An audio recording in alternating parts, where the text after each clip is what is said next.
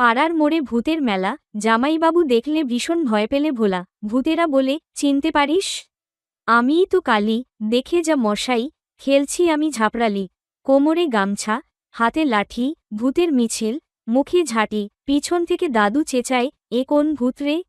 হাঁটছে ব্যাঙের ছাই, কুকুরে ঘেউ ঘেউ, বিড়াল তারা, ভূতের চোখে পড়ল ঝোলা বাগারে। কচুরি ভাজার গন্ধে মোহিত, বলল, চাচা, আজ তো থাকল ভোজন বিহিত। রাঁধুনিও কাঁদে, আমার কি দোষ? ভূতগুলো খেয়ে গেল দই আর মোষ। মিষ্টির দোকানেও হুলুস্থুল, সন্দেশের উপর বসেছে কালো মূল। পাড়ার লোকেরা মিলে ডাকে, বাবা ঠাকুর, কিছু করো, এই ভূতেরা সব দুঃখের মূল। ধরো তাদের, পাঠাও দূরে, শূন্যে বা নুল।